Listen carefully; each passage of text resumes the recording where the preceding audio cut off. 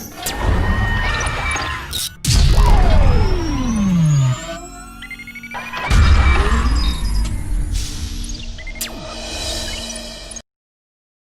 morning students, welcome back to botany session, and in these videos we are going to discuss secondary metabolites and plant regeneration pathway.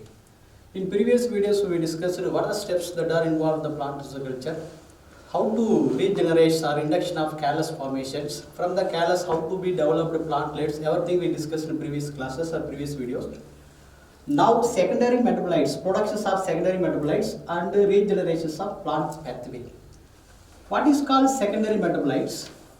How they are produced? How they play an important role in the pharmaceutical industries? Secondary metabolites, it's nothing but these are the chemical compound. These chemical compound that are not synthesized or produced by the plants themselves. It is not required by the plant for normal growth and various development, but it is synthesized or produced in the plant as a byproduct during cell metabolism or during metabolism of the cells. So how they are produced, what is the necessity? It is a byproduct because it is produced in the large scale or commercial value product. During especially industrially, it is highly commercial value product. So how to produce these secondary metabolites? Cell suspension culture. Through cell suspension culture can be used for the productions of these secondary metabolites. It's highly commercial value. And cell suspension cultures, growing of single cells, are a small portions of the callus that are transferred into the liquid medium, not to the agar medium. In the liquid medium, within the laboratory condition, the single cells are cultured or separations of callus cells are cultured. That is useful for the production of these secondary metabolites. And for example of these secondary metabolites, for example, alkaloids, terpenoids, steroids, corticosteroids, certain essential oils, then recombinant proteins.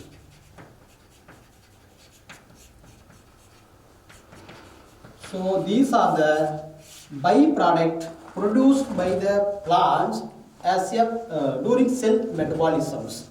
So how these secondary metabolites are produced commercially by using a special sterilized vessel is called bioreactors.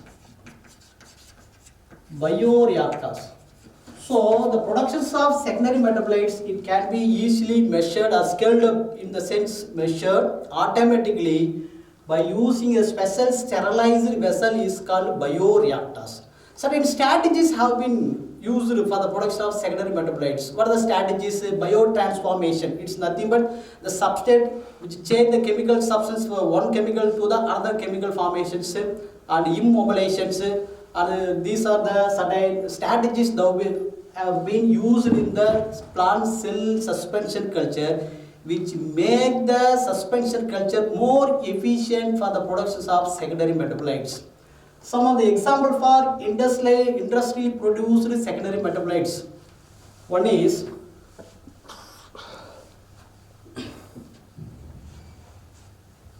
codeine. It is a secondary metabolites.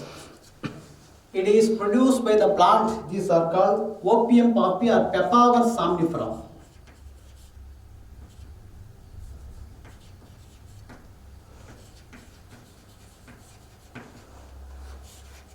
The Papaver somnifera or opium poppy, kasakasa. From this plant, it produces codeine. It is a byproduct. It is a secondary metabolites. So this codeine, which is used for treatment of analgesic. It is nothing but painkiller.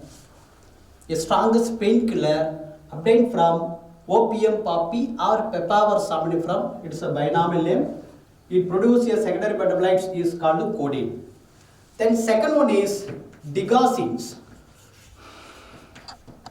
It is a byproduct obtained from the plant is called Digitalis purpurea. Digitalis purpurea. From that plant, it produces digoxins we can obtain. It is highly commercial value. That is how they are used. It is used in the cardiac tonic. I mean, it is a betterment for heart, to treat heart diseases, cardiac tonic, prepared from digoxins chemical compound. The third one is capsaicin. It is another secondary metabolites. It is produced from the plant is called Capsicum annum. Capsicum annum. Kudai milahai. Capsicum annum. It produces capsaicin that is used to treat rheumatic pain treatment.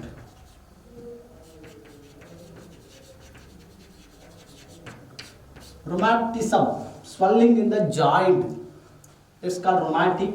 How to treat? By using capsaicin. It is an alkaloids or steroids obtained from the plant is called capsaicin annum. Capsicum annum. Then fourth one is vincristine or vinblastine. Vincristine, it is an alkaloids obtained from Catharthus roseus.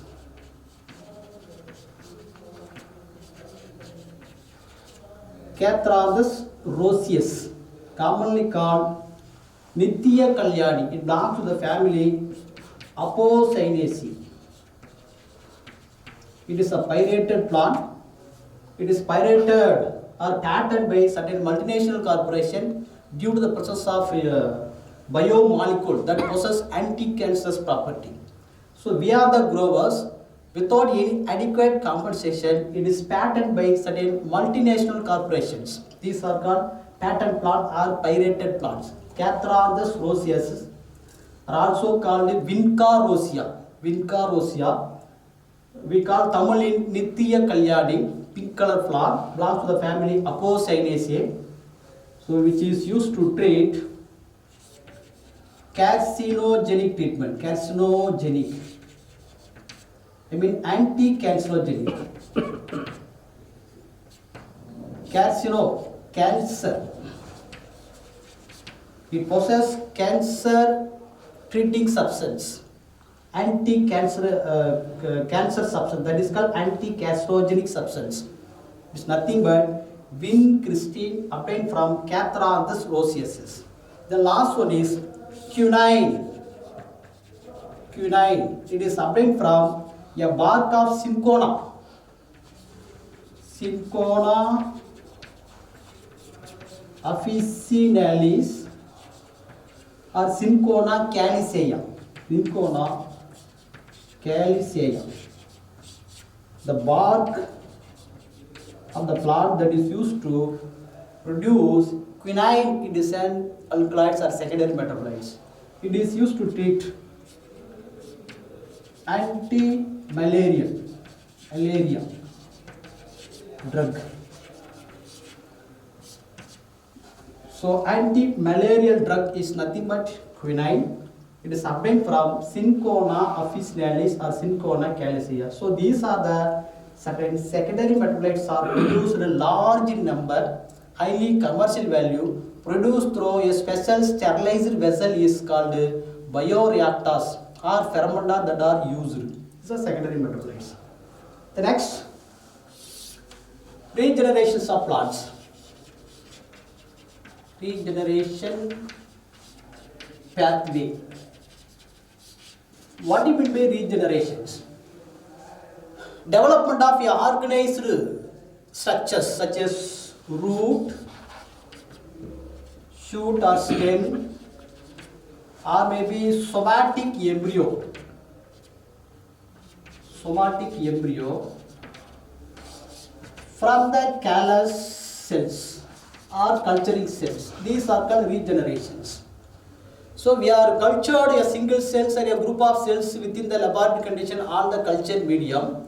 It can be regenerated, induced to regenerate into the whole plant body through two ways. one is organogenesis, another one is a somatic embryogenesis. These are the two ways for the regeneration pathway.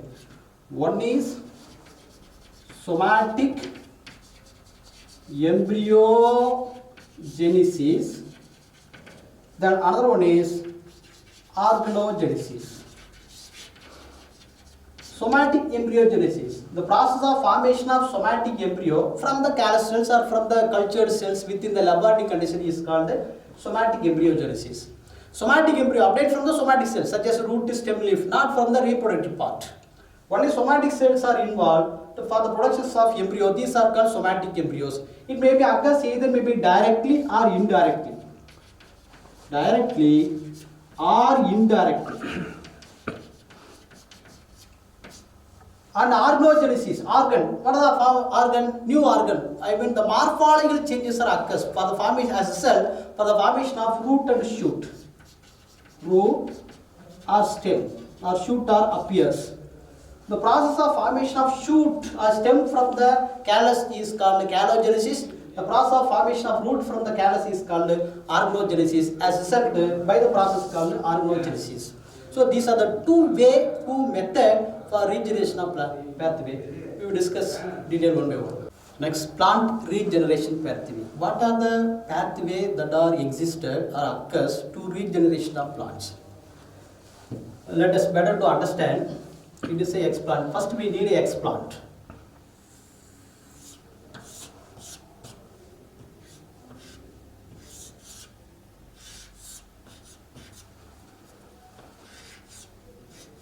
Yes.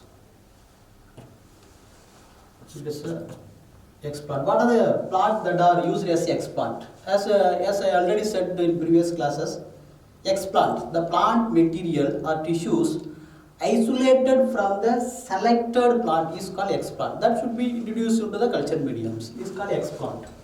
So what are the plant material used as a explant? Either maybe leaf. It is also used as a explant. Leaf or stem, especially nodal region. Node. You know what's called node? The point of the stem from which where the leaves arises is called node. It is also stem portion. It is also isolated and used as a explant. Then root portions. Small bits of root are living cells because it has the totipotency concept. Any living plants have the capacity to develop into entire organism. These are called totipotency. So it is unique only in plant cells alone. These are the basic concept of plant tissue culture, totipotency. Root living cells also have the totipotency, nodal region, stem, leaf, then tip of the plant. Shoot tip. Shoot tip. It is also because it has a high concentration of oxygen and rapid cell divisions. Due to the presence of oxygen and rapid cell division, it is free from microbes such as virus. So the virus-free plant are developed through plant tissue culture by shoot tip culture, meristem cultures. It is also used as a explant, shoot tip. Then meristem. Meristem, you know, meristem is an actual growing point. Meristems. Apex. It is a shoot tip. Behind the shoot tip, the cells are, some cells are actively dividing cells are there. It is a meristematic region, meristems. That is used as a explant. So the explant, it is obtained from the plant, may be shoot tip or meristematic portion or stem or nodal regions, then root portion. These are the explant. So from the explant, there are two methods regenerations of plant, let's say, through somatic embryogenesis, then organogenesis. The first, formation of or obtaining of or raising of somatic embryo directly from the explant. Yes.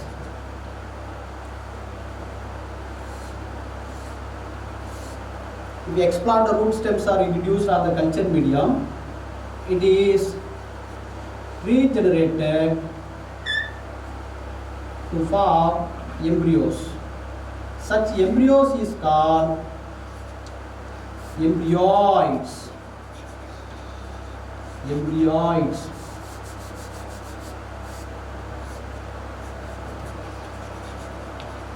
Embryoids are also called somaclonal embryo. The embryo obtained from the somatic cells, root, stem, leaf, not a reproductive part. Such embryos are called somaclonal embryo. It is a direct, the embryoids are somaclonal embryo obtained directly from the explant. These are called direct embryogenesis. From these embryos, it is induced to develop into plantlets. These are plantlets.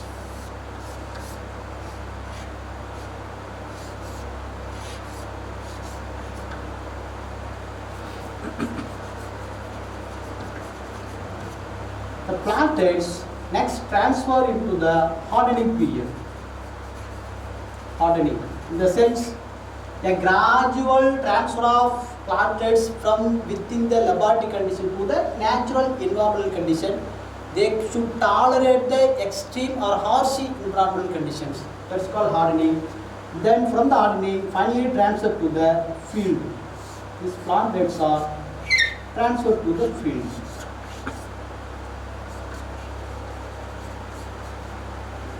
Transfers to field. So by this method is called direct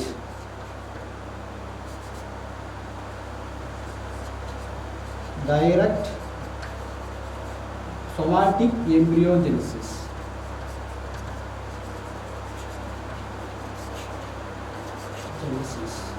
The process of obtaining somatic embryo from the explant directly is called direct somatic embryogenesis. It is induced to form plantlets.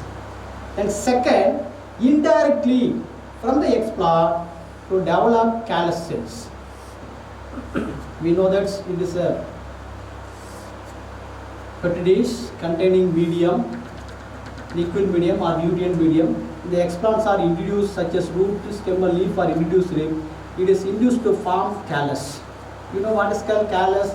Callus is an unorganized mass of undifferentiated cells. It could not be differentiated any root, stem, organs. These are called callus. So the explants are developed into first callus under the influence of auxin and cytokinin. Already we know that auxin and cytokinin, they induce cell division, cell elongation. As result to form mass of cell is called callus. Mass. Callus. From the callus, induced to form pre-embryo. Yes, it is a pre-embryo development. From the pre-embryo to develop into matured embryo. Yes, it is a matured embryo. The matured embryo, again it is induced to form plantlets. The plantlets next transfer to the hardening periods, then finally transfer into the field. So these are called indirect somatic embryogenesis. Development of or formations of somatic embryo through callus, these are called indirect embryogenesis. Directly from the explant, these are called direct somatic embryogenesis. So embryogenesis over.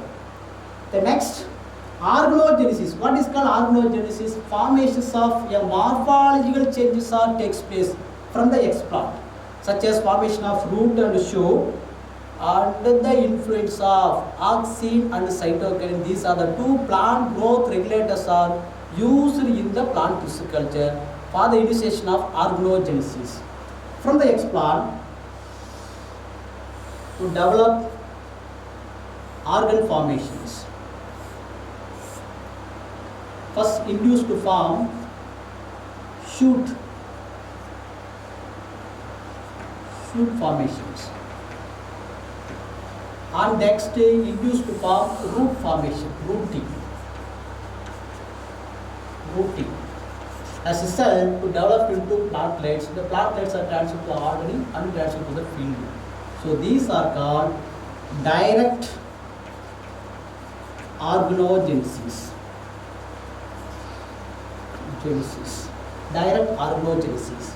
Direct organogenesis means development of organs such as root to shoot from the explant directly. These are called direct organogenesis. Indirect organogenesis in the sense developed from the callus. Directly from the callus developed into root formations. This is a callus to form root formations by the process called rhizogenesis under high oxygen, main question, low cytokine. Under high amount of oxygen, low amount of cytokinin, it is induced to the explant or callus are induced from root by the process called rhizogenesis. Next, under the influence of low oxygen, high cytokinin, low oxygen, under cytokinin, already root are initiated, now induced to shoot formations by the process called callogenesis. Callogenesis, the formation of shoot. Shoot from the callus is called callogenesis. Here, low oxygen, high cytokinin, induce shoot formation. Next, from the shoot, root formation, then develop into plantlets. Plantlets are transferred to the hardening field. Next to the transfer to the field.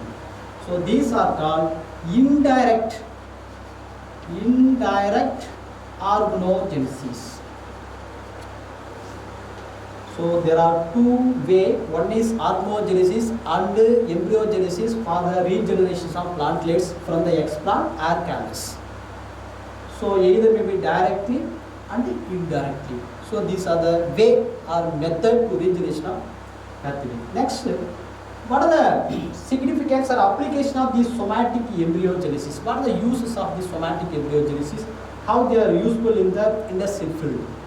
In somatic embryogenesis, it is used to produce a potential plantlets. Potential plantlets. What do you mean by potential? Vigorous. They are easily invaded into the new habitat.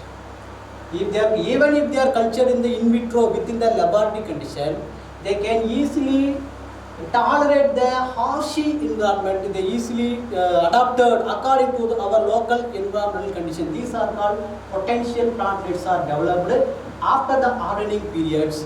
It is important ones developed through somatic embryogenesis. The second somatic embryogenesis importance or application, which is used to production of artificial synthetic seeds, or synthetic seeds are produced. Synthetic seeds. You know how seeds are produced? Usually seeds are produced after true fertilization. After true fertilization, ovary part become developed into fruit, then ovule part become developed into seed. These are called true seeds. That is maybe used to development of new plantlets. But through this embryogenesis, we have the ability to develop synthetic seeds. How can possible? Yes, it is possible through synthetic seeds. How? These embryos are placed under the are encapsulated. Yes, this is an embryo. The embryos are encapsulated with agarose gel or sodium alginate or calcium alginate. If the embryos are transferred to the 0.5 to 5% of calcium alginate or sodium alginate, definitely they should be enclosed. The embryos are enclosed by the coat or gel coated. That is transferred to the culture medium. It is induced to development of plantlets. Such plantlets become developed into plant to develop the artificial seeds are developed. For the help this artificial seed which can help to conservation of plant biodiversity, certain rare species, genetically rare species, or maybe endangered species, such species we can obtain, the cells are obtained, that is induced to regeneration of plantlets through plant use culture technique to conserve, to protection of certain rare species we can protect it through plant use culture. Then third, what are the applications of somatic embryogenesis? Somatic embryogenesis have been reported in some plant species. For example, one is Oryza sativa, paddy plant. Paddy, Oryza sativa paddy. Then Zea mays, maize plant, maize. Then barley, Hordeum vulgar, Hordeum vulgar, barley plant, barley. So these are the plants have been reported somatic embryogenesis. I mean, we have the ability to develop through somatic embryogenesis. Paddy, rice plant, then Zea maize plant, then barley, Hordeum vulgar, its binomial name. In addition to one more, Allium sativa. Allium sativa. It's nothing but garlic. It is also produced through somatic embryogenesis. So next, application of plant tissue cultures.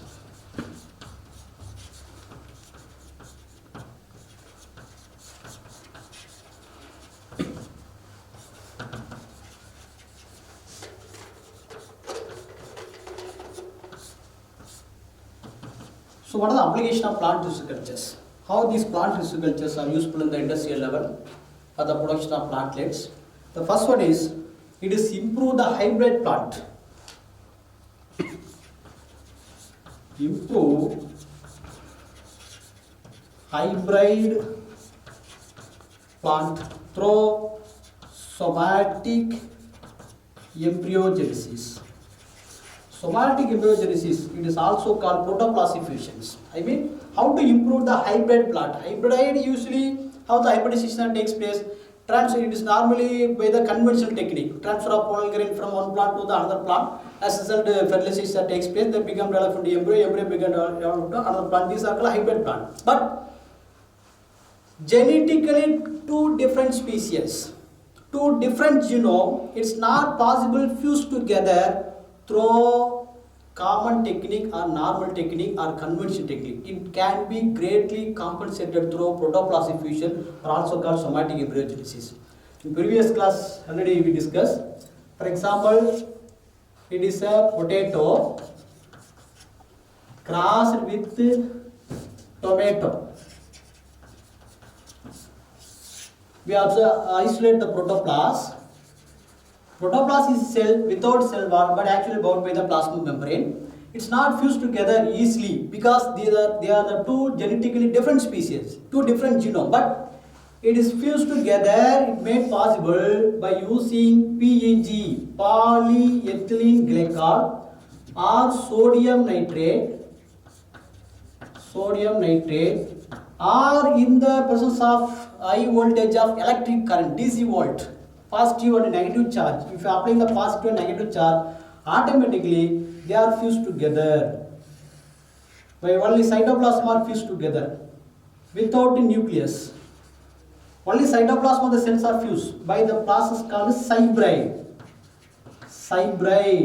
Cytoplasm and cells are fused without nucleus fusion. These are called dikaryon. Karyon means nucleus. Two different nucleus, then followed by fused. Cytoplasm fusion, then followed by nucleus also fused in the presence of high voltage of electric current or a fusogenic agent called polyethylene glycol. These are called somatic hybrids. The somatic hybrid cells that led them to culture in the culture medium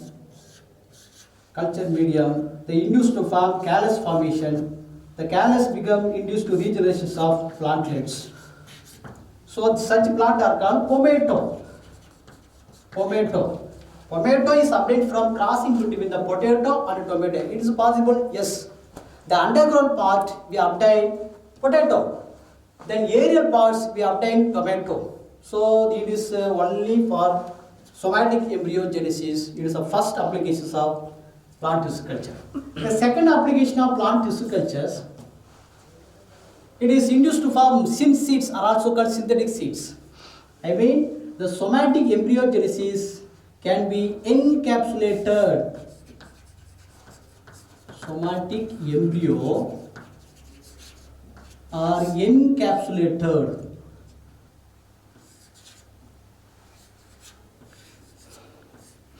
Embryos are can be encapsulated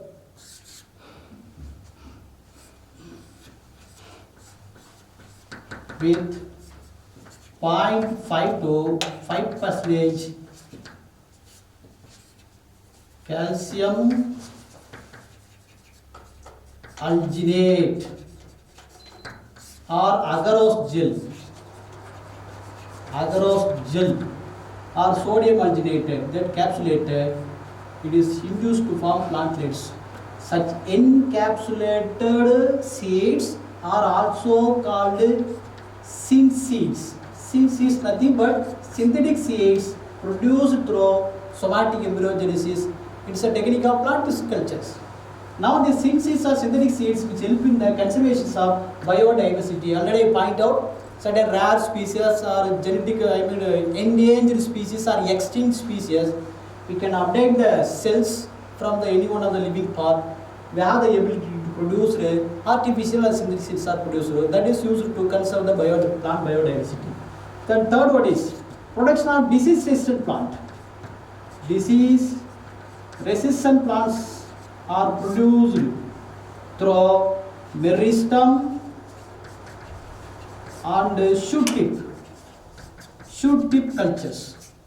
So the meristematic region, it is actual growing point. It has high auxin concentration, high auxin, and also rapid cell division. Due to the presence of high concentration of auxin, it is free from virus. So the plant are arising through plant tissue culture by meristem and shoot tip. It is free from virus. These are called virus-free plant are produced through meristem culture technique. This shows disease resistance. Then another one is production of stress-resistant plant. Resistance plant. What are stress resistance? I mean herbicide tolerant plant. Herbicide tolerant plant. Then heat tolerant plant. Herbicide which is used to kill the herbs. Herbs it's nothing but an unwanted plant. How can we isolate the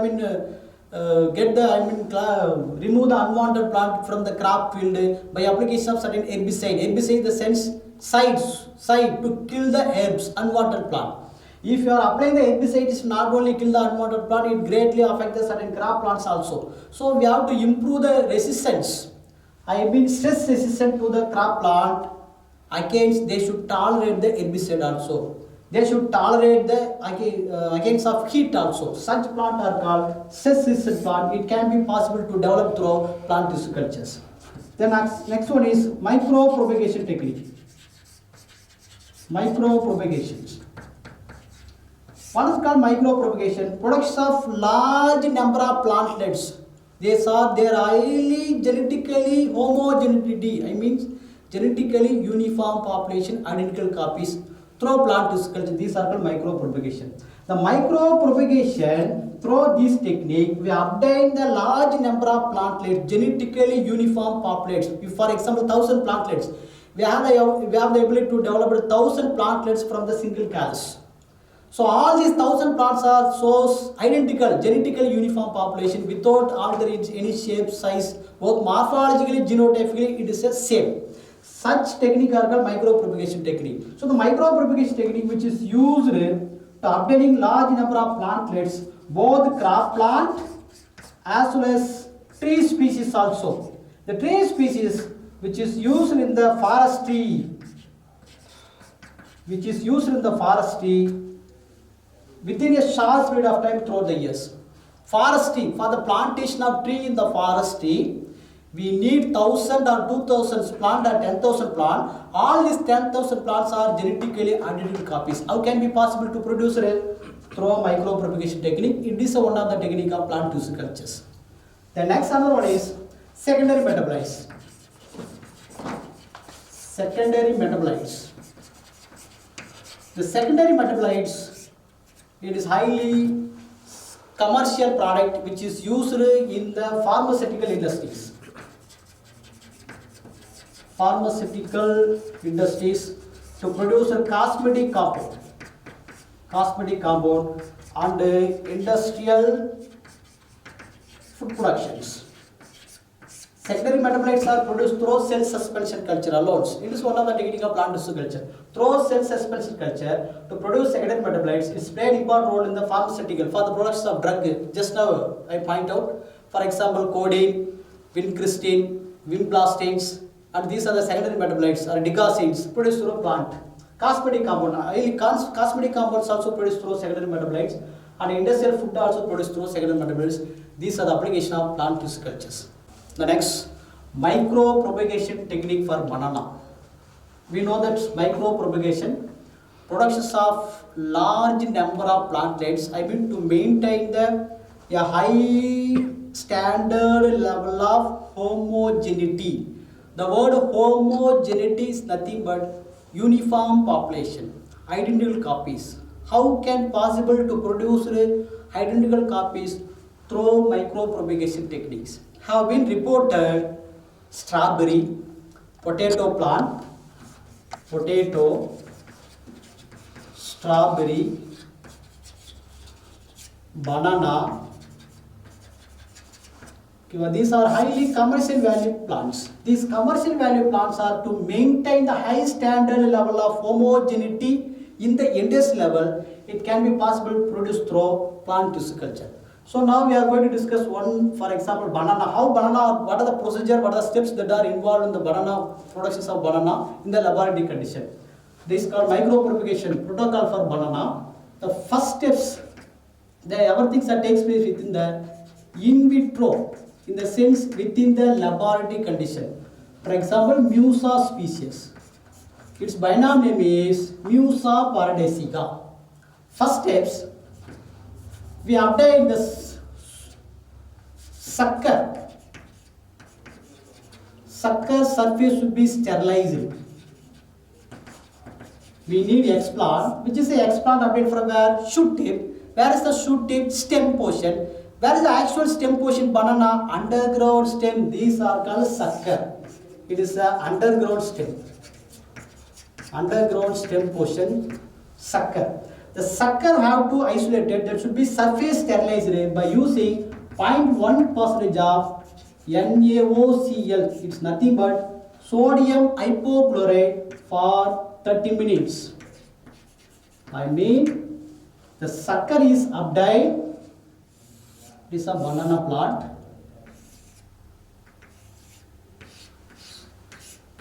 Yes. The underground portion, it is a real stem. These are sucker portions. That should be surface sterilized with sodium hypochlorite for 30 minutes. Over. The next, from this portion, meristem is isolated. Where is the meristem? This is stem.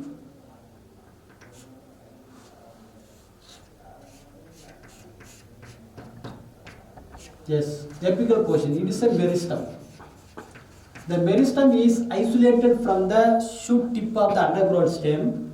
That should be placed in the culture and the MS medium. Meristem cultured on the MS medium, morass and squoosh medium by the supplementary with first one is cytokinin. For example, BAP. Benzyl aminopurine for 10.0 milligram per liters. The next IAA, indole 3 acetic acid, 1.1 milligram per liters. So meristem is isolated. It is a meristem tip isolated from the stem. That should be cultured on the MS medium, Uras and Squoosh medium, with contain or supplemented with cytokinin. Name the cytokinin. BAP, benzyl aminopurine, 10.0 milligram per liter, and IAA, indole 3 acetic acid, 1 milligram per liter. As a result, it is induced to form shoot formation. Shoot or appears. For example,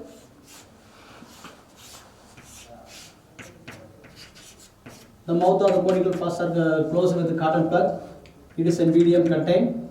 The shoot plant, meristem, it is induced to form shoot formations. Under the influence of auxin cytokinin,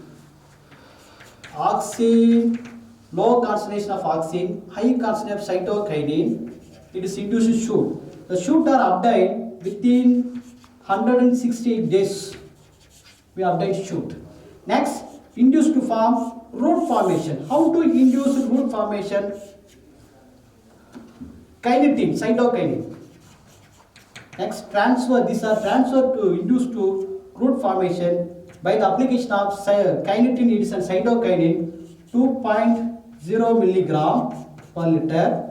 The next NAA, naphthalene acetic acids, in 1.0 milligram per liter. Result induce root. Root are induced. As we get morphogenesis, morphology such as appears. Then finally, it is transferred to the polyols, acclimatations of polyols. Polyols is nothing but transfer to the natural environmental condition in a step-by-step manner. Polyols. Then finally transfer to the shady places or shady house, followed by shady house with 50% light only. Allow these plantlets. Then next it is tested for uniformity. I mean, it is a hardening chamber. All the plantlets are so genetically uniformity. It's a tester for uniformity. And finally, transfer to the field.